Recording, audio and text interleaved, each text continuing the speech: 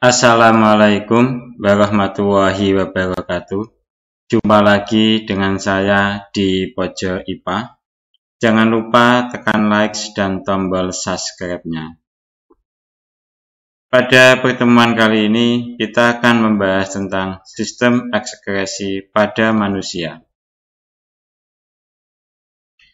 Ekskresi adalah proses pembuangan zat sisa metabolisme dan zat-zat yang berlebihan atau sudah tidak berguna lagi bagi tubuh melalui urin, keringat, dan pernapasan.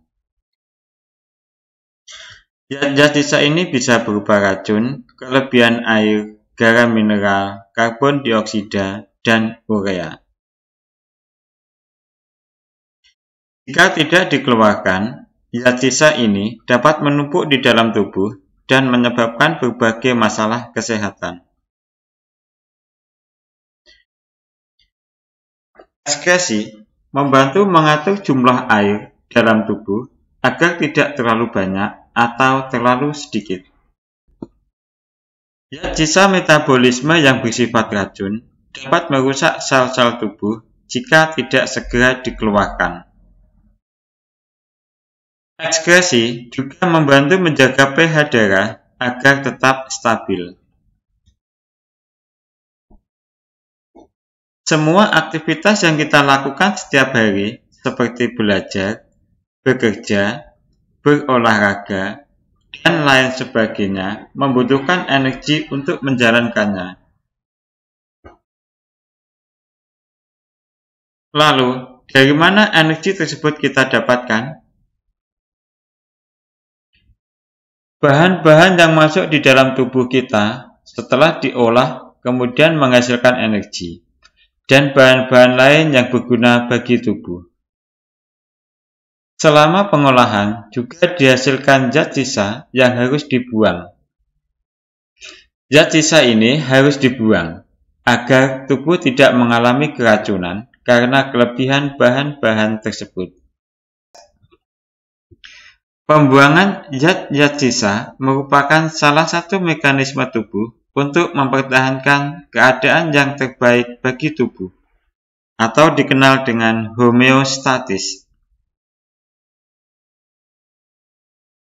Tubuh kita memiliki organ yang mampu mengekskresikan sampah-sampah metabolisme tersebut, yaitu ginjal, paru-paru, hati, dan kulit.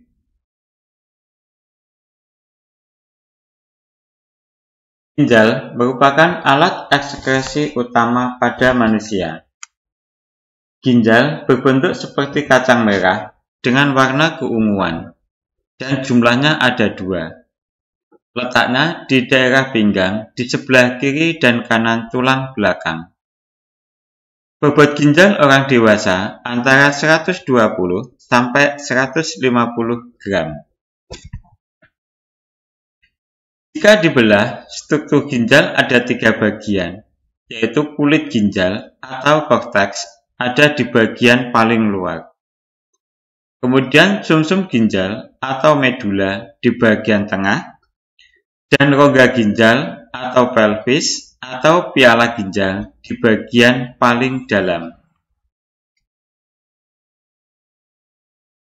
Di dalam korteks terdapat penyaring darah atau nefron. Setiap nefron tersusun dari badan Malpighi dan saluran panjang bergulung, atau biasa disebut tubulus atau tubula. Badan Malpighi tersusun atas glomerulus yang diselubungi kapsula Bowman.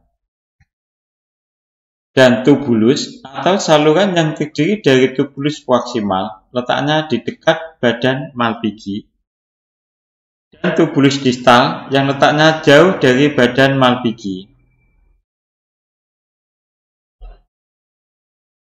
Kedua tubulus ini dihubungkan dengan lengkung Henle. Dari tubulus distal akan terkumpul di tubulus collectivus. Ginjal berperan menyaring darah yang hasil akhirnya berupa urin. Urin dihasilkan melalui 3 tahapan, yaitu filtrasi, reabsorpsi, dan sekresi atau augmentasi. Filtrasi atau penyaringan darah terjadi di badan Malpighi. Plasma darah dan zat yang terlarut di dalamnya disaring oleh glomerulus di dalam Malpighi. Dan setelah disaring di Malpighi, darah keluar melalui vena ginjal atau vena malis. Hasil penyaringan kemudian masuk ke kapsula Bowman.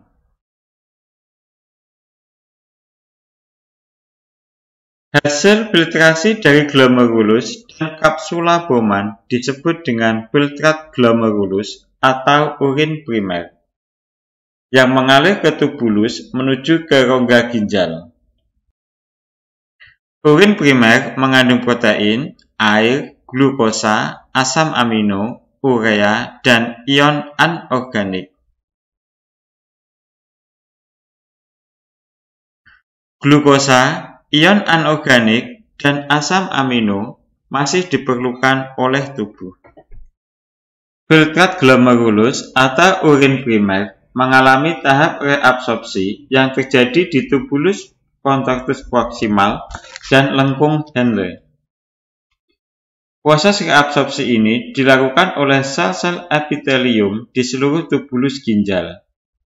Banyaknya zat yang direabsorpsi tergantung kebutuhan tubuh saat itu. Reabsorpsi adalah penyerapan zat-zat yang masih digunakan oleh tubuh seperti glukosa, asam amino, garam, terutama natrium klorida. Zat ini semua masuk ke pembuluh darah di sekitar tubulus. Setelah tiba di lengkung Henle, volume filtrat telah berkurang. Hasil tahap reabsorpsi ini dinamakan urin sekunder atau filtrat tubulus. Urin sekunder mengandung air, garam, urea, dan pigmen empedu yang berfungsi memberi warna dan bau pada urin. Urin sekunder masuk ke dalam tubulus contractus distal dan terjadi lagi penyerapan zat-zat yang tidak digunakan dan kelebihan air diserap sehingga terbentuk urin. Di dalam tubulus distal terjadi penambahan zat-zat dan urea ke dalam urin. Benda padat yang ditambahkan pada urin berupa urea, pigmen empedu, natrium klorid, kalium klorid, zat-zat yang berlebihan seperti vitamin C dan B, serta air.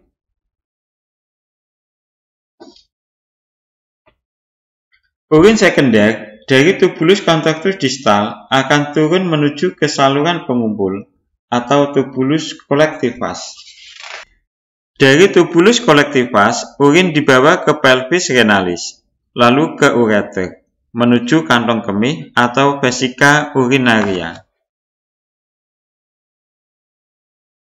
Kulit merupakan bagian terluar sebagai pelindung tubuh. Kulit mengeluarkan limbah metabolisme berupa garam, terutama garam dapur, dan sedikit urea melalui keringat. Proses pengeluaran keringat diatur oleh hipotalamus atau otak. Hipotalamus menghasilkan enzim bradikinin yang bekerja mempengaruhi kegiatan kelenjar keringat. Hipotalamus mendapatkan rangsangan, misalnya perubahan suhu pada pembuluh darah. Kemudian, rangsangan ini diteruskan ke sel simpatik dan ke kelenjar keringat. Selanjutnya, kelenjar keringat akan menyerap air garam dan sedikit urea dari kapiler darah, dan kemudian menggiringnya ke permukaan kulit dalam bentuk keringat. Hati merupakan kelenjar terbesar di dalam tubuh manusia. Letak hati di dalam rongga perut sebelah kanan, tepatnya di bawah diafragma. Pada orang dewasa, berat hati mencapai 2 kg.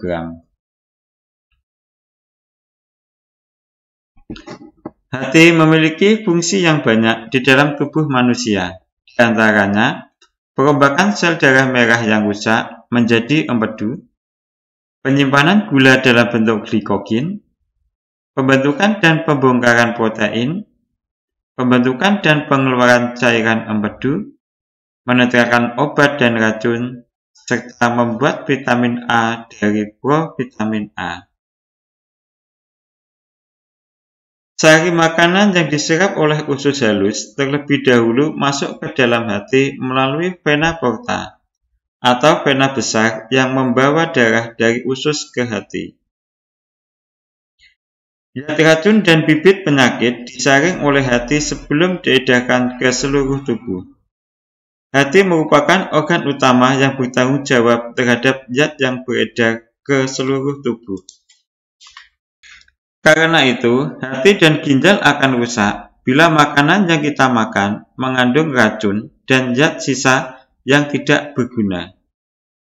Misalnya pecandu alkohol yang bisa mengalami sirosis pada tahap tertentu. Selain sebagai alat pernafasan, paru-paru juga berfungsi sebagai alat ekskresi. Zat yang dikeluarkan berupa karbon dioksida atau CO2 dan uap air atau H2O yang dihasilkan dari proses pernafasan.